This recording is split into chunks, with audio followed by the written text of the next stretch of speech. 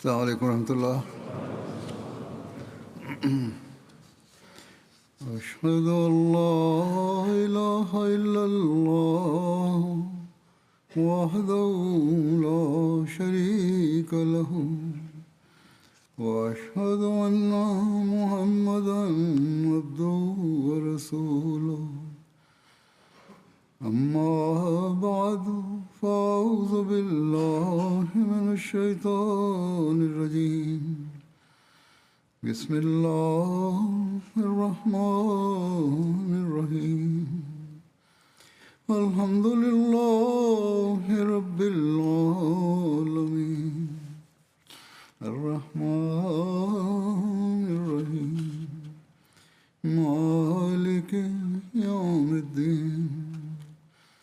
إياك نعبد وإياك نستعين.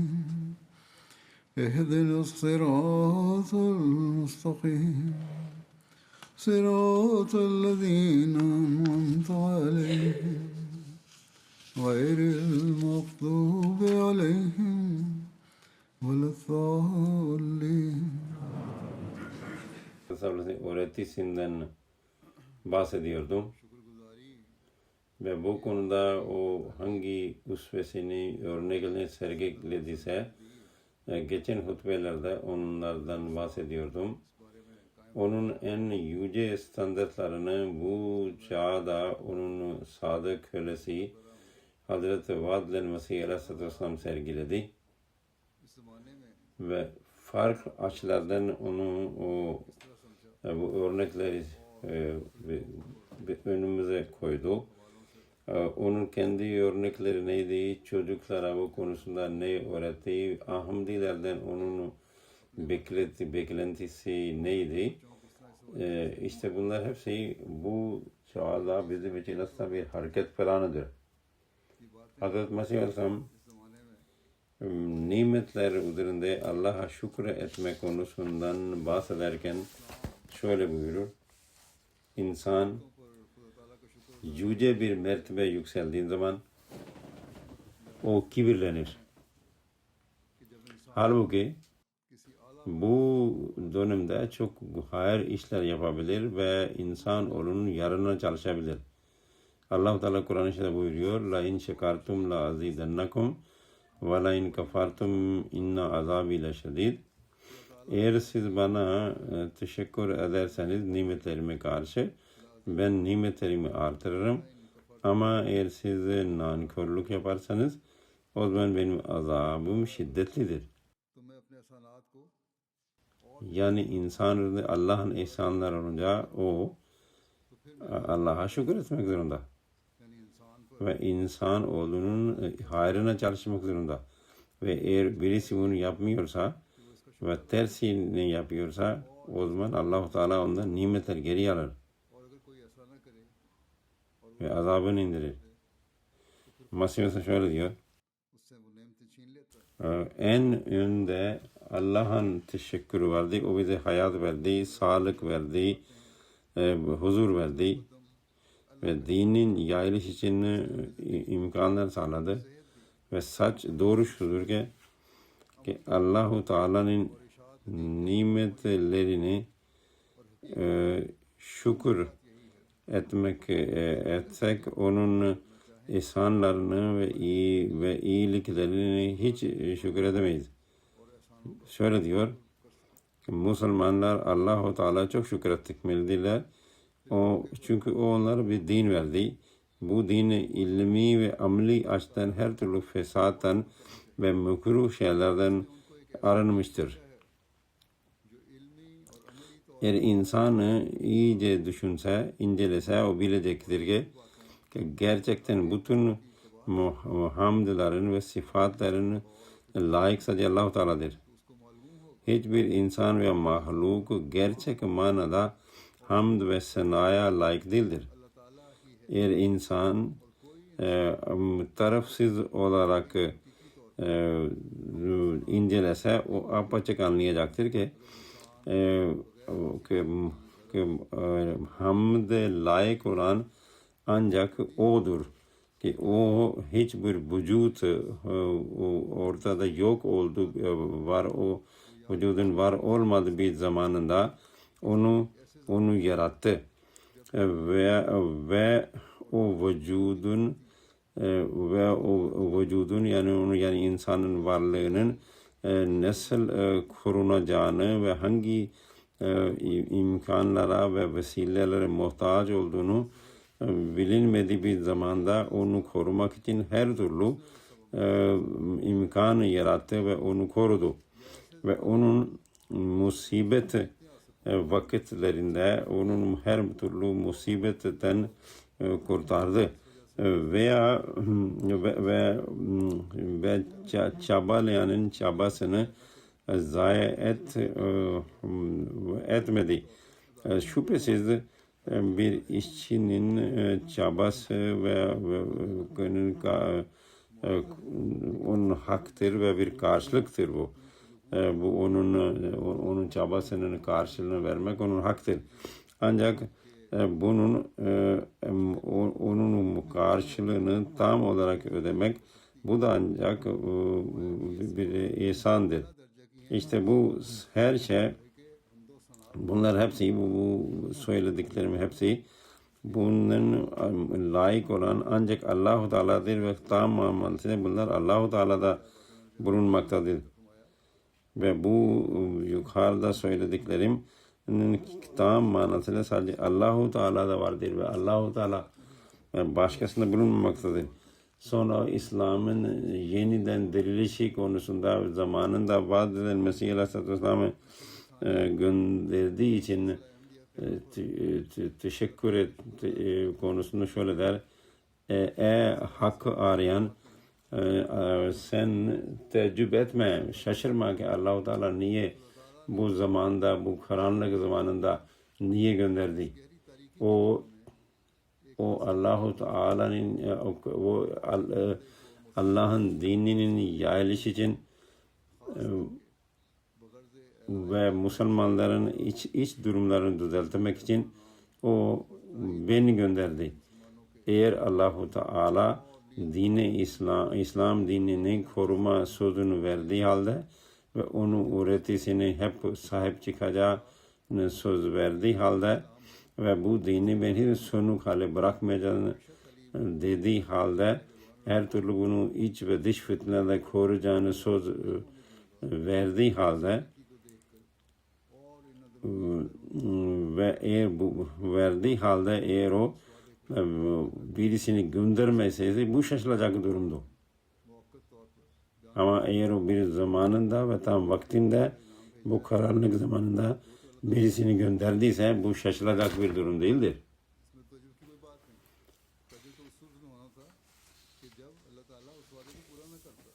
Ben tekrar diyorum ki eğer şaşılacak bir şey var idiyse, ki eğer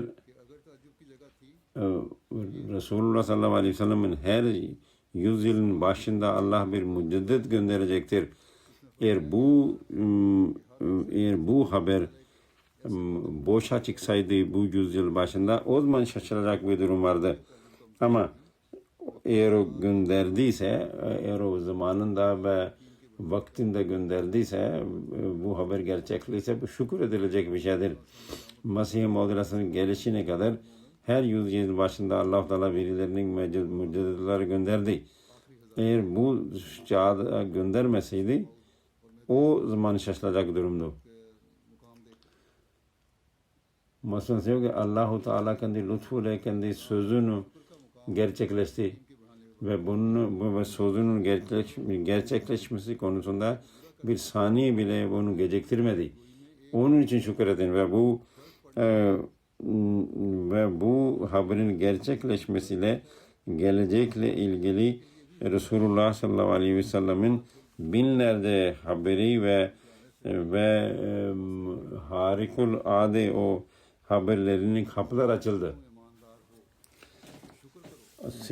Eğer siz iman sahibisiniz, o zaman şükür ediniz ki şükür secdeleri ediniz, çünkü yüzlerce sayısız insan, evliya bu zamanı beklerken onlar geçti ve vefat etti dünyadan. Şimdi Allahu Teala beni gönderdi ve bundan şimdi istifade edip etmemek sizin elinizde. Ben sık sık bunu söyleyeceğim ki ben bunu söylemekten kendimi el koyamam ki ben Allah'ın vaadine uygun olarak ve dini yeniden kalplere yerleştirmek için halkın ıslah için tam zamanında gönderildim.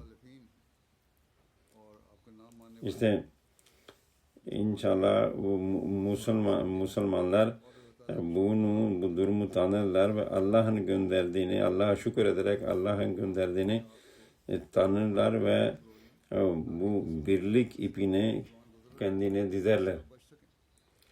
Mesela diyor ki Allah'a şükür edin ki Allah-u Teala tam zamanında Müslümanlara destek çıktı ve bu cemaati kurdu. Ve bundan dolayı size verilen bu lütfu zayi etmeyenin ve edep buna bakın ve bu Allah'ın bu desteğine değer verin.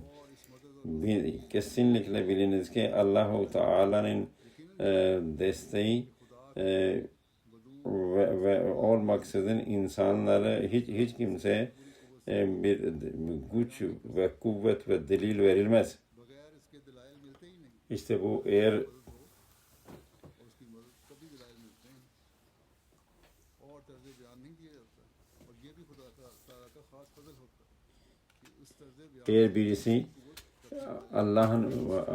birisi bu Ruhul Kuds'un desteğiyle konuşanı tanıyorsa bu da Allah-u Teala'nın lütfudur.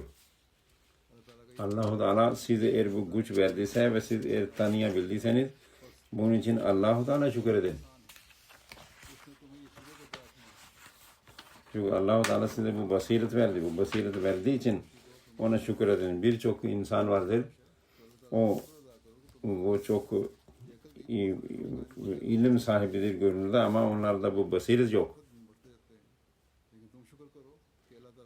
Allah'ın huzurunda lütfu olmasaydı siz de diğer insanlar gibi olurdunuz ki onlar küfür ediyorlar ve bir perde içindedirler. İşte sizi bu tarafa çeken Allah'ın lütfudur. Mesela Miya Abdülhak'e bakın.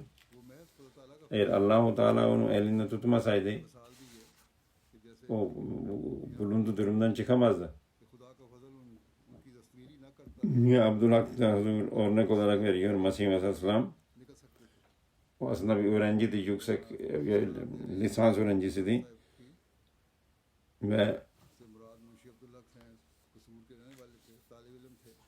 bu Mesih Aleyhisselam bu olayı anlatmadan 3 sene önce o Hristiyan olmuştu.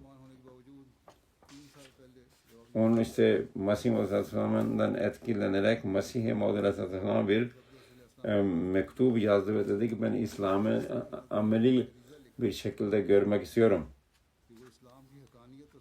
Bunu Mesih Aleyhisselam'a yazdı ki en azından 2 ay için gel Kadiyan'da kal dedi ona.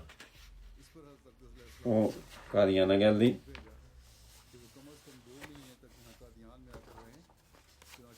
...1901 senesinde 1901 senesinde geldi. Orada kaldı.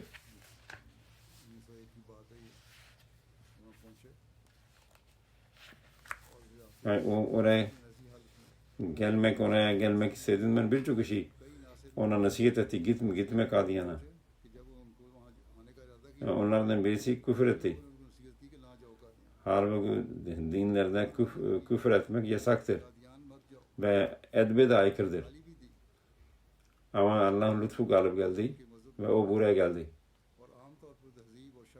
Ve o bedinin kötülüğünün sebepleri de Allah Teala'nı kurtardı. Eğer bu evli olsaydı, evli değil şu an evli olsaydı, o da bir engel teşkil ederdi. तो फिर इत्तला पेश आ जाता मगर खुदा ने हर तरह से बचाया खुदा का फजल मुस्तहदस yani Allah'ın lütfu kimin üzerinde olursa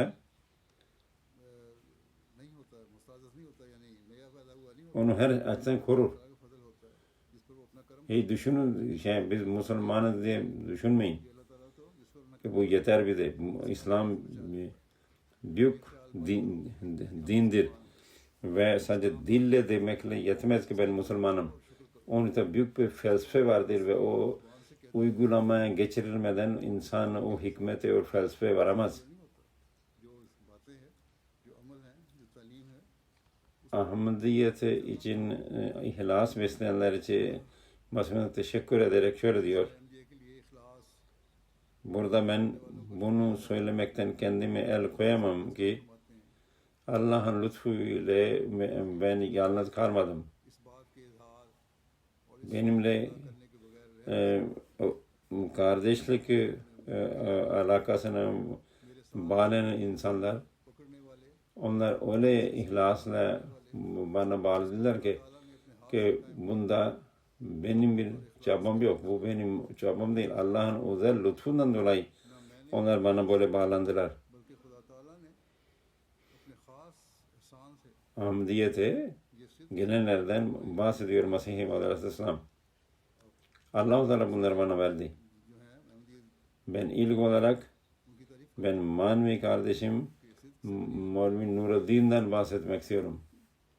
सबसे पहले Onun ihlası gibi onun adı da Nuruddin'dir. के जिक्र करने थे Ben onun bazı dini hizmetlerini जिनका नाम ki o नूर इखलास hilal rızkından उनकी बाज दीनी कि खिदमत को जो अपने माले हर hep एलाए कलमा o हमेशा हसरत की नज़र से देखता हूँ कि काश वो खिदमतें onun öyle fedakarlıklar vardır ki ben bazen kendim düşünüyorum ki keşke bu hizmetler bana nasip olsaydı. Bakın Mesih olsam o kadar hizmet ediyor. Buna rağmen bu ifadeler kullanıyor. काश मैं भी इतनी माली खिदमतें कर सकता उनके दिल में जो ताइद दी İşte onu görünce ben şaşırıyorum ki o nasıl kullarını kendini çeker. O bütün malını ve bütün esbablarını her zaman Allah ve Peygamberin itaati için hazırdır.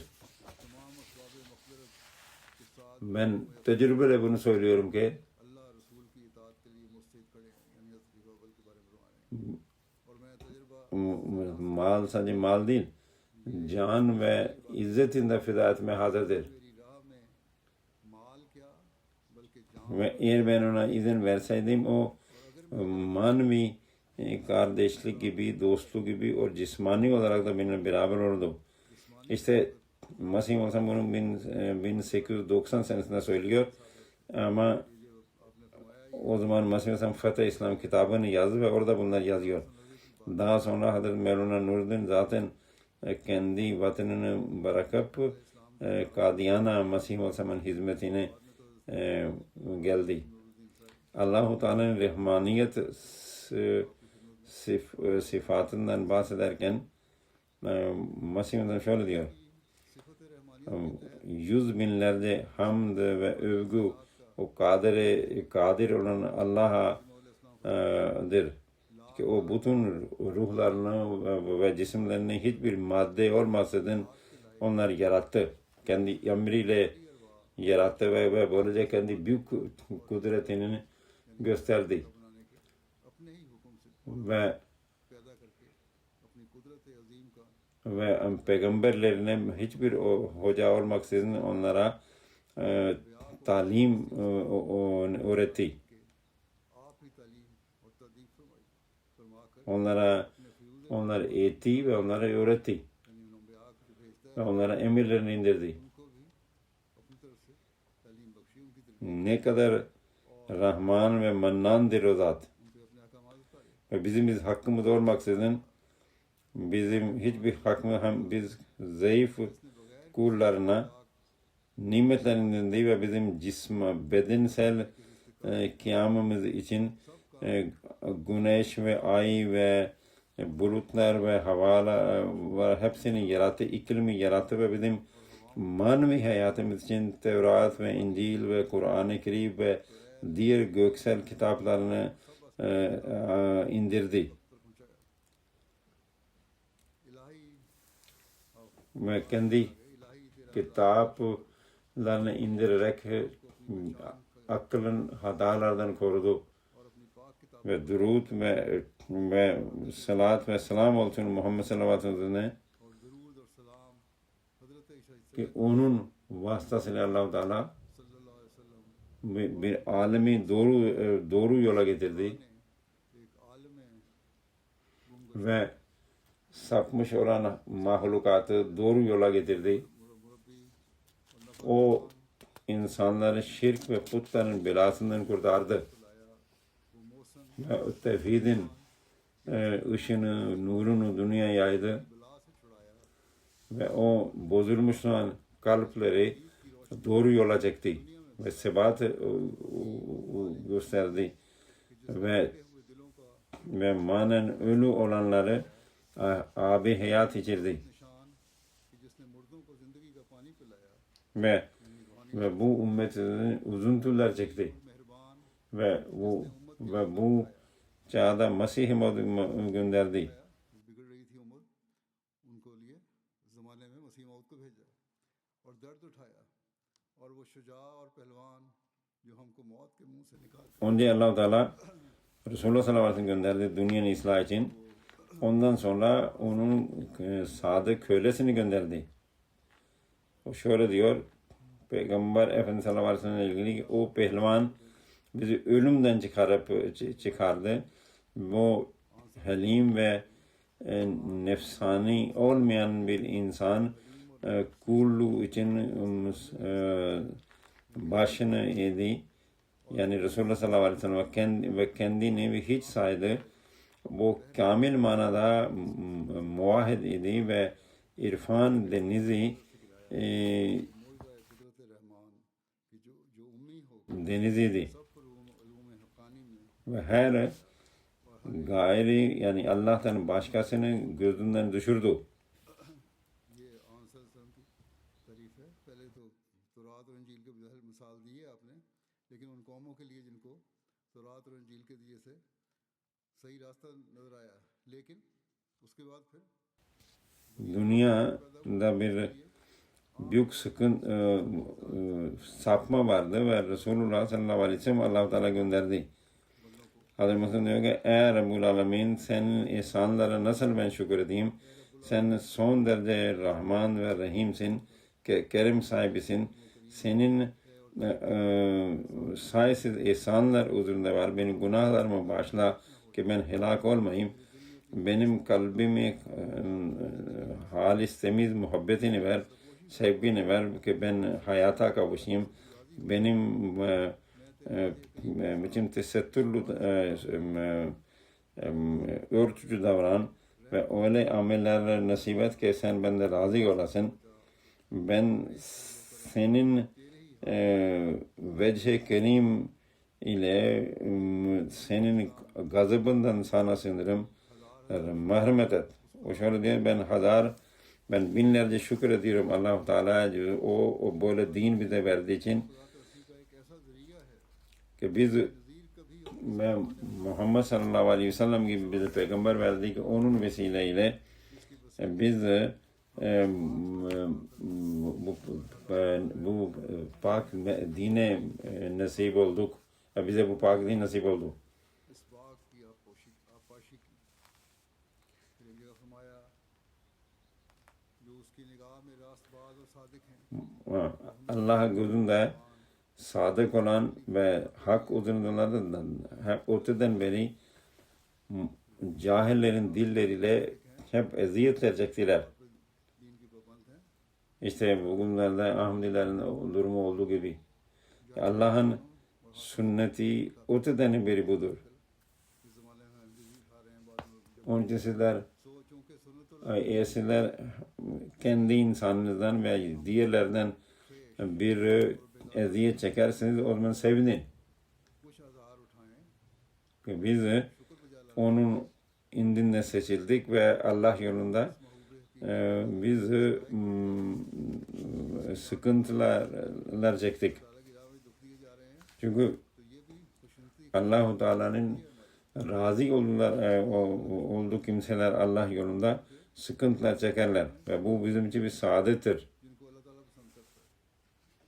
Diğer taraftan biz bakıyoruz ki bazı din düşmanları sadece bize eziyet vermek için bununla yetinmiyorlar.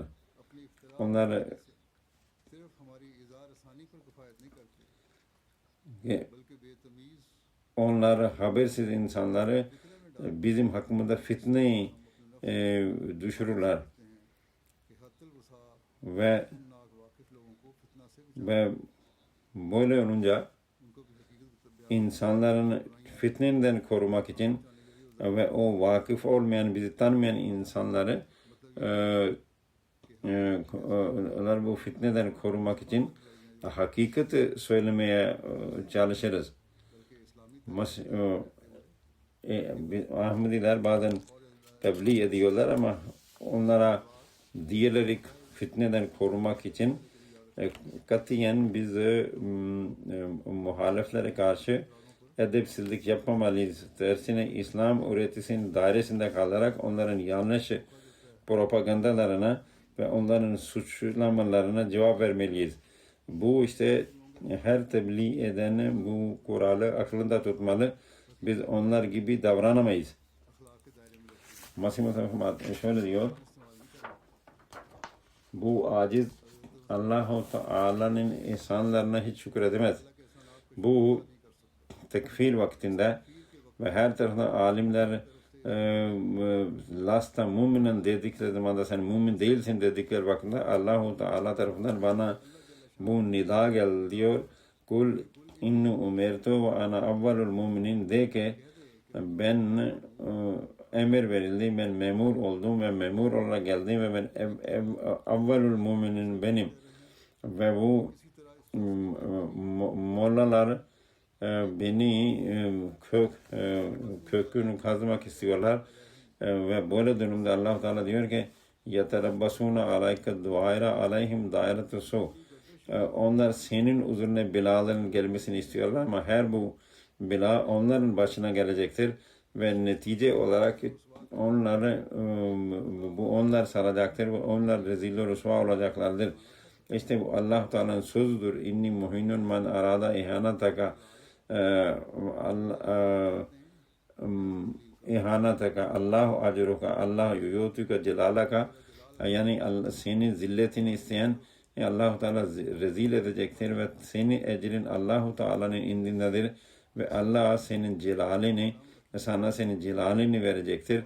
Bir taraftan mollalar küfür fetvalar vermektedir ki biz bunun ortadan kaldıracağız ve bu insan kim buna tabi olursa bu adama o kafir sayılır demektedirler ama diğer taraftan Allah-u Teala üst üste vahiylerle bana kul in kuntum tuhibbunallaha fattabi'un yuhibbukumullah de ki eğer siz Allah'ı seviyorsanız Allah-u Teala da size o zaman bana tabi olun. Bunun neticesinde Allah-u Teala sizi sevecektir.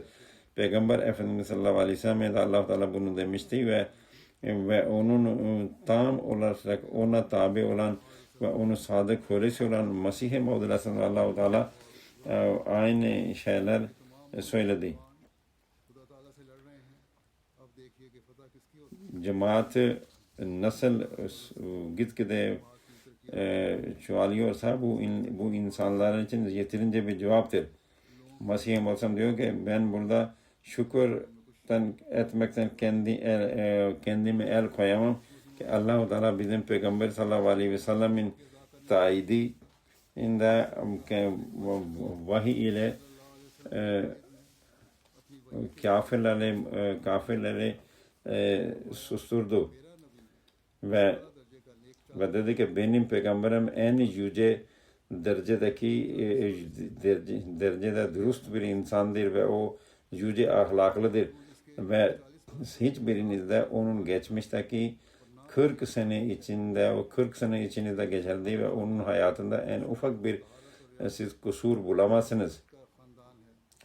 Ama düşününüz ki bir insan eğer bu kadar âlâ ve yüce ahlak huzurundaysa ve 40 senelik hayatı sizin gözünün önündeyse ve siz kendiniz diyorsunuz ki o 40 sene hiç kimse ve iftira ve da bulunmadı, yalan söylemedi.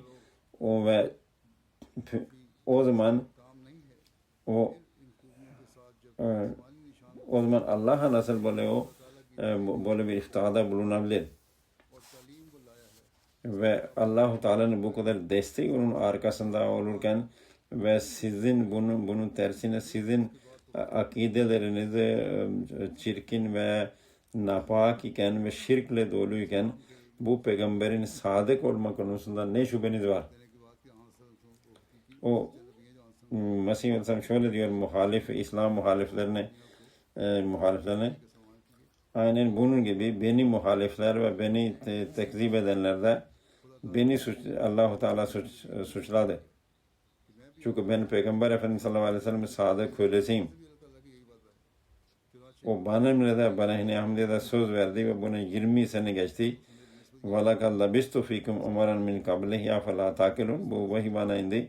Yani muhalifler de ki ben arında 40 sene gibi uzun bir zaman arında kaldım. Acaba siz benim üzerinde benim hiçbir iftira ettiğimi, yalan söylediğimi diye böyle bir iddiada bulunabilir misiniz? Allah-u Teala her zaman bu napak ve pak olmayan bu durumlardan beni korudu. O zaman eğer bir insan 40 seneye kadar bir mahlukatla ilgili bir yalan söylemediyse ve her türlü iftiradan ve yaramazlıktan ve antrikadan ve pislikten Allah-u Teala onu koruduysa o zaman nasıl Allah-u Teala'ya iftirada bulunabilir?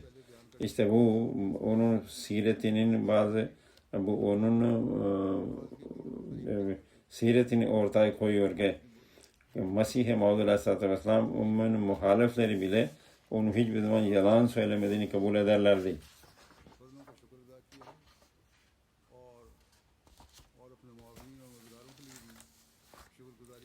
Bu dışında o çocuklarında da bu aynı teşekkür duygusunu yerleştirmek istiyordu.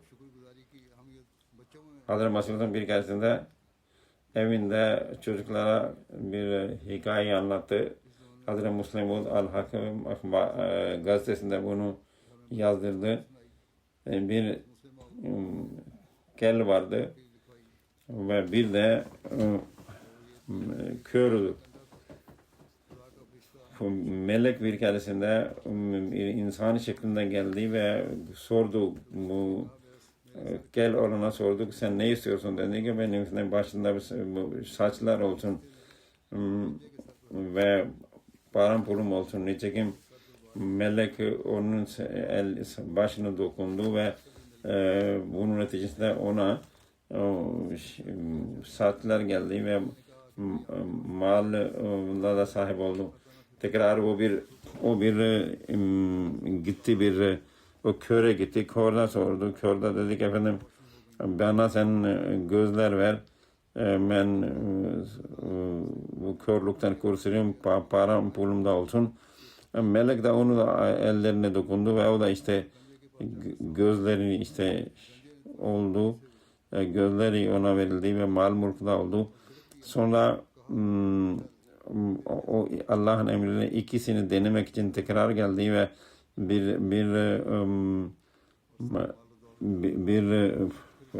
bir dilenci şekline geldi ve kel olana gelip dilendi. O dedi ki yüzün var, dedi ki git buradan, senin gibi çok dilenci burada duruyor. O tekrar ona el sürdü ve o tekrar o kel oldu. Ve onun mal mülk elinden gitti. Ve eski haline geri döndü. Tekrar o melek köre geldi ve ona da o da zengin olmuştu. Ona o dilendi melek.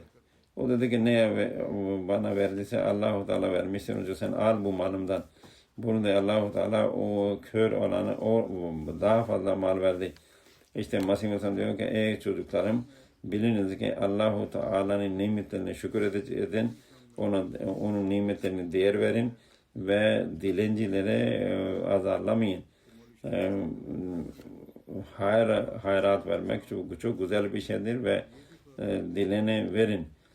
İşte bunu Allahu Teala sevinir ve onun nimeti artar. İşte bu uzun bir hadistir ki bunun için aslında 3 kişiden bahsedilmektedir. Ancak o çocuklara işte kısa bir şekilde bu hikayeyi anlattı. Hazreti Mirza Beşir Ahmed sahibi radıyallahu teala anhu diyor ki ben o zamanın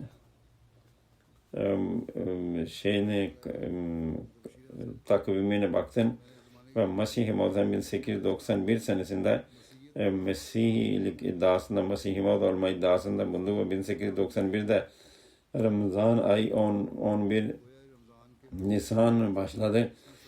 Sanki Ramazan ayında bu işte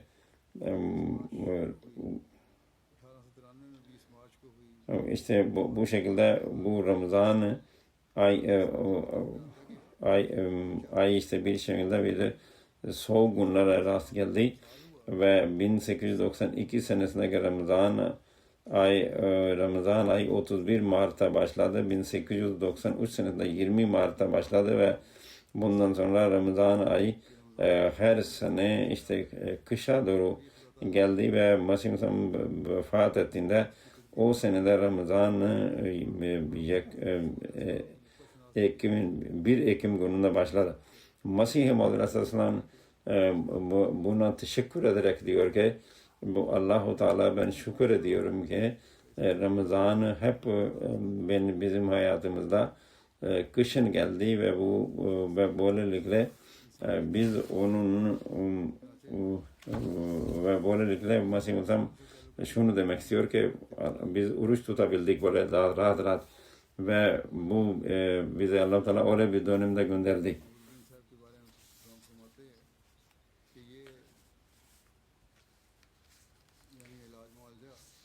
Hazreti Mesih-i Maud Aleyhisselam bir kendisinden çünkü Hazreti Mevlevi Nuruddin radıyallahu teala anhu Allah'ın mahlukatına, kullarına tedavi ediyordu. Hazreti Mesih Maud Aleyhisselam buna çok şükür gözüyle ve şükran gözüyle bu olayı bakardı ve Mesih Aleyhisselam bir keresinde şöyle dedi bu olaydan bahsederken ki biz Allah-u Teala'ya çok şükür ediyoruz ki Hazreti Mevlevi Nuruddin'in vasıtasıyla birçok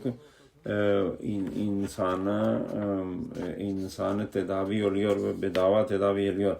İşte bakın aslında insanlar tedavi oluyor. Mesih-i Aleyhisselam direkt ondan bir faydası yok ama Mesih-i Aleyhisselam bundan dolayı da Allah-u Teala teşekkür ediyor ki Allah-u Teala'nın kulları Mevlevi Bey'in eliyle şifa bulmaktadırlar ve Allah-u Teala onların sıkıntılarını ortadan kaldırmaktadır. Buna Mesih şükür ediyor. Ben bunu sonra da devam edeceğim. Ben şimdi bazı merhumlardan bahsedeceğim. Bazı cenazeler kıldıracağım. Gıyabi cenazeler. Önce Hafız Şahbaz Ahmet Bey'den bu bahsedeyim. Bu mübelligdi Ivory Coast'ta 18 Temmuz günü 31 yaşındayken işte kalp krizi geçirdi ve vefat etti. İnnallâhu ve innallâhu raciun. 2008'de Kur'an-ı Kerim hafızatı, 2019'da camiadan mezun oldu. Camia Ahmediye'de ve ondan sonra Namur Üniversitesi'nden Fransa'da bir diploma aldı. Ondan sonra da master yani yüksek lisans diploması aldı. Onun o işte Ivory Coast'a tayin edildi. O çok misafirperver bir insandı ve çok güler yüzlüydü ve hilafete feda olan bir insandı. Vakıfın sorumluluklarını çok güzel şekilde yerine getiren ihlaslı bir hizmetçiydi. Geçen bir zamandan beri Urduca ve Farsça dilinde Kur'an-ı Kerim düz Kur'an-ı Kerim'i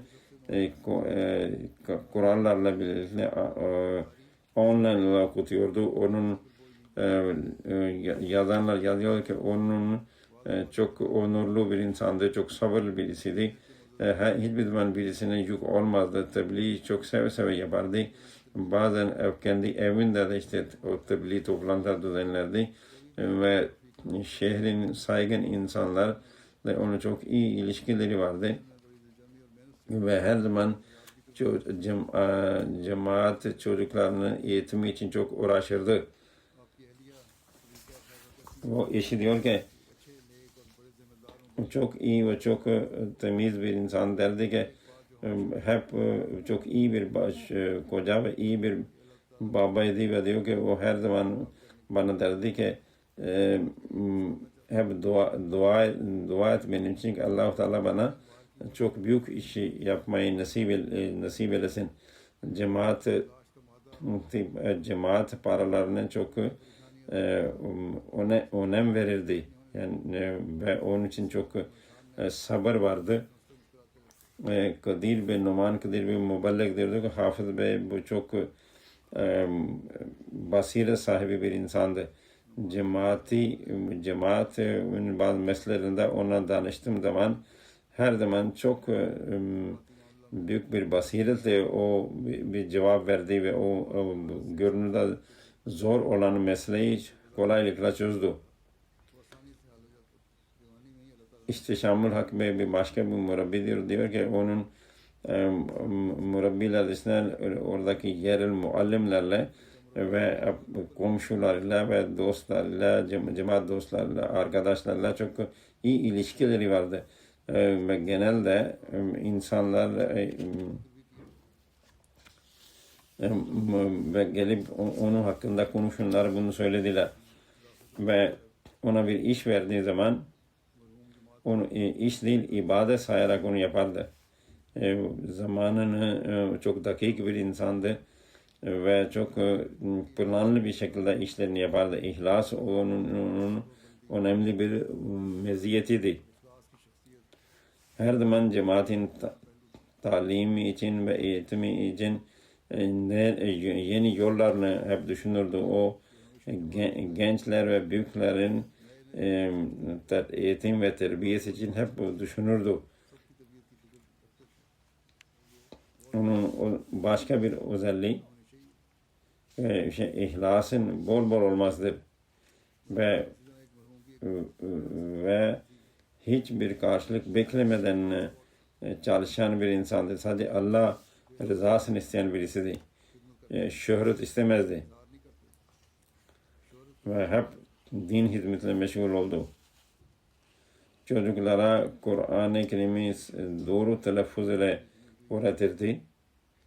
Ve büyük sevgiyle bunu yapardı. Ve birçok çocuk ondan Kur'an-ı Kerim'i öğrendi.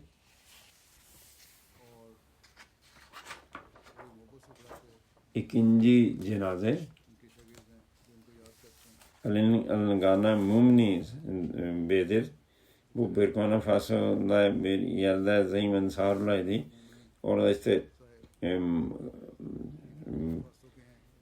tarlalarda da çalışırken teröristler geldi ve o ateş açtı ve işte onun ateşinin neticesinde şehit oldu. İnnalillahi ve inna ileyhi raciun. 1989 senesinde biat etmişti. Vadud Bey murabbidir diyor ki bu arkadaşımız rahmetli cemaati ve hilafeti çok sevgiyle bağlıdır. Son derece ihlaslı bir insandır. Kur'an-ı Kerim'e aşıktı. Cami ile çok güçlü bir bağ vardı. İbadet, itaat, hilafet ve cemaati hizmetlerini cemaat hizmeti aşk ile dolu bir insandı. Abdullah Dingai bir muallimdir diyor ki işte bu çok cesur bir insandı, takvalıdır, ibadeti seven bir insan, güzel ahlak sahibi birisidir. Ve Kur'an-ı Kerim'i tilavet ederdi ve evinden hep Kur'an okuma sesi gelirdi. Abdurrahman Bey oradaki regional sadardır. Şöyle diyor. Ben yaşça büyük olmasına rağmen ne zaman vakarem olduysa cemaatta o kendisine geldi ve çocuklarını yanına getirdi ve her celsada ve içtimaya mutlaka katılırdı. Ve Amin Biloç Bey diyor ki ben de o bölgede kaldım. Çanda hiç aksatmadan öderdi. İşte aynı şekilde bir Balbu Bey var, o diyor ki o yerel muallimidir, diyor ki şahitine bir gün önce de çandasıyla ilgili irtibata geçti ve onun ödemesi için ödemek istiyordu çandasını. O iki işte dul hanım var, arkasında kalan ve 13 oğul ve kız vardır. Allah-u Teala rahmetli mağfiret eylesin. Üçüncü cenaze Mukarrem Ye Samore Bey'dir. O Mali'dendir. 32 yaşındayken bu vefat etti. İnnallâhu ve innallâhu raciun. Bu da şehittir. Mali'de işte teröristler aktiftir ve oradaki durumlarda orada durum çok kötüdür. Bu ordudaydı. Bu 4 Temmuz günü havalar şartlar kötüdü. Sert rüzgar esiyordu. Orada o oradaki ordu bölüklerine işte bir hal hatırını sormak için gitti. Oradan çıktığı zaman teröristler o tarafa geldi ve o saldırdılar. Bunun neticesinde işte Yahya Sumara Bey şehit oldu. Ordu aslanlarla 22 Eylül günü Mali'nin işte özgürlük gününde ona aslında daha yüksek onun terfi de olacaktı ve ona madalya da verilecekti onun hizmetlerinden dolayı. Böyle bir karar verilmişti ama işte o şehit oldu.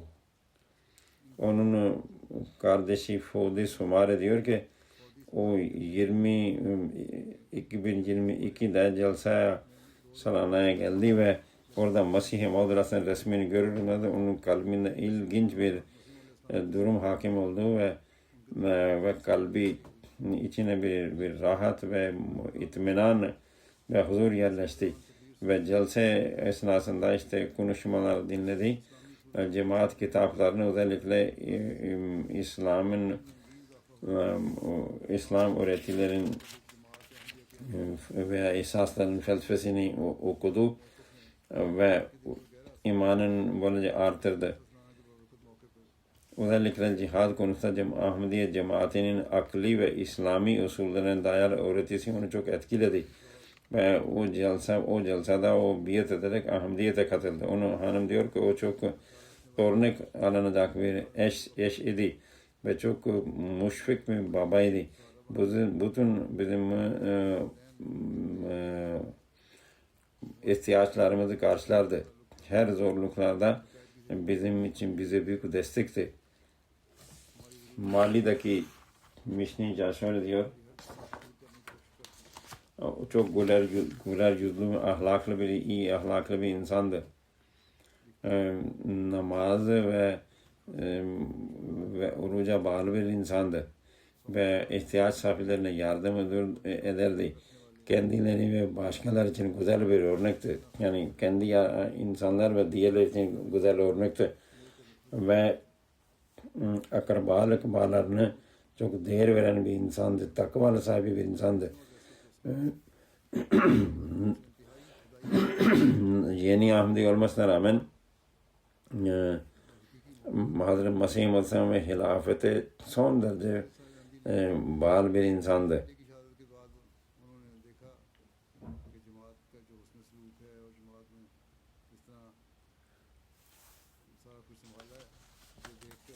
Onun babası Ahmedi değil ancak onun çocuğunun şehit oluşunu görünce ve cemaatin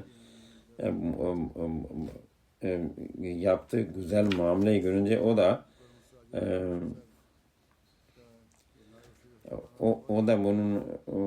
bunu görünce bundan etkilendi, o da biat etti.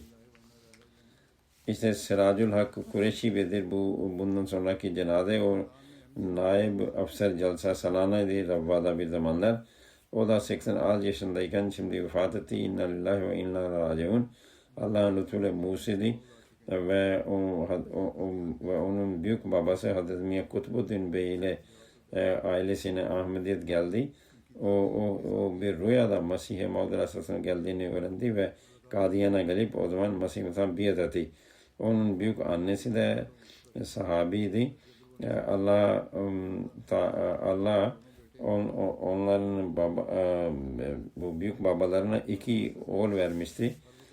Kureşi Fazıl Hak ve Kureşi Abdülgani ve bunlar hepsi dine çok hizmet eden insanlardı ve iş adamı olmalarına rağmen her zaman din hizmetiyle için hazır dururlardı.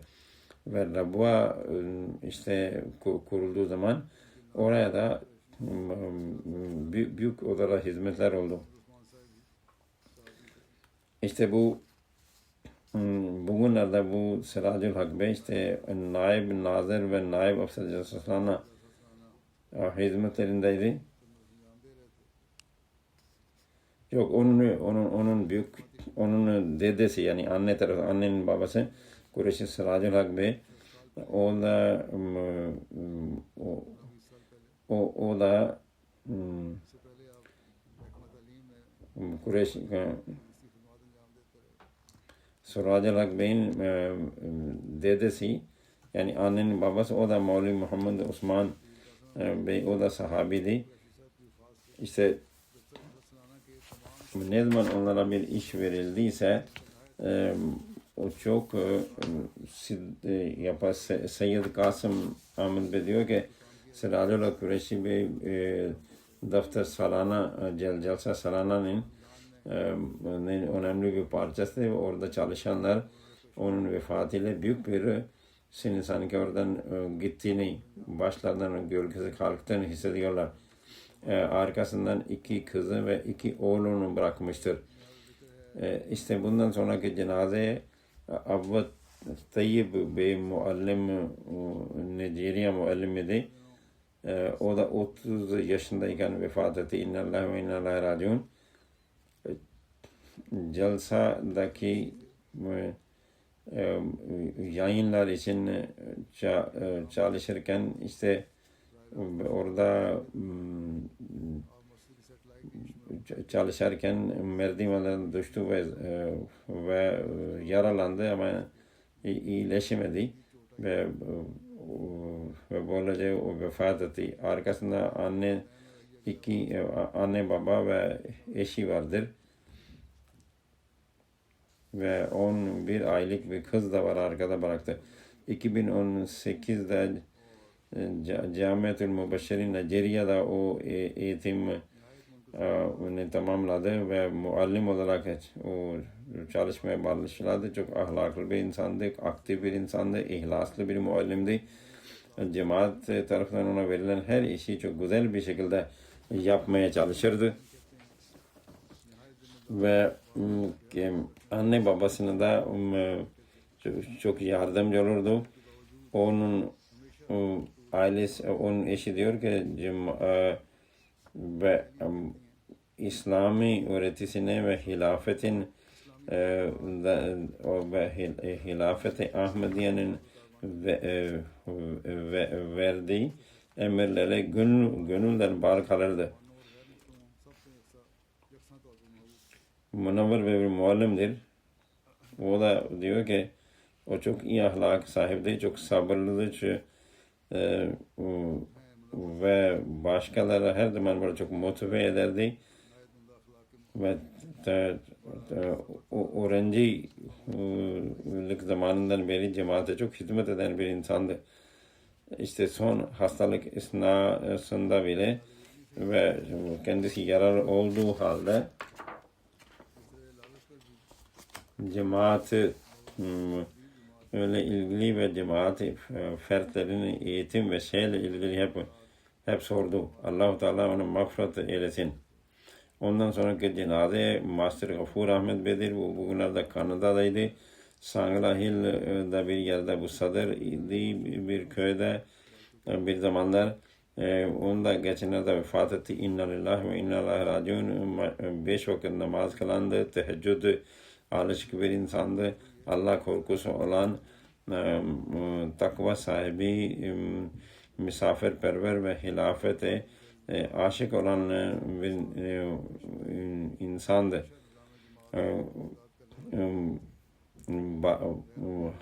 Diğerlerinde ihtiyaçlarını hep karşılayan, gözeten bir insandı ve gizlice de cemaati mali destekte bulunan birisiydi. İşte arkasından işte kendi eşinden dışında üç kız bıraktı ve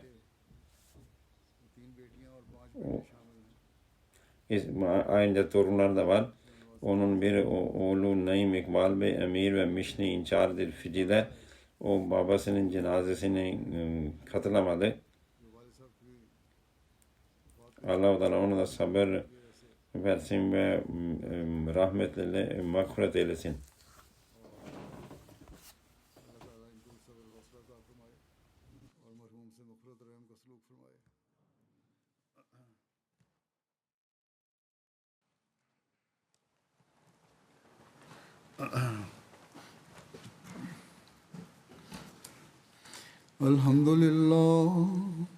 الحمد لله نحمده ونستعينه ونستغفره ونؤمن به ونتوكل عليه ونعوذ بالله من شرور أنفسنا ومن سيئات أعمالنا من يهده الله فلا مضل له ومن يضلله فلا هادي له ونشهد أن لا إله إلا الله ونشهد أن محمدا عبده ورسوله عباد الله رحمكم الله إن الله يأمر بالعدل والإحسان وإيتاء ذي القربى وينهى عن الفحشاء والمنكر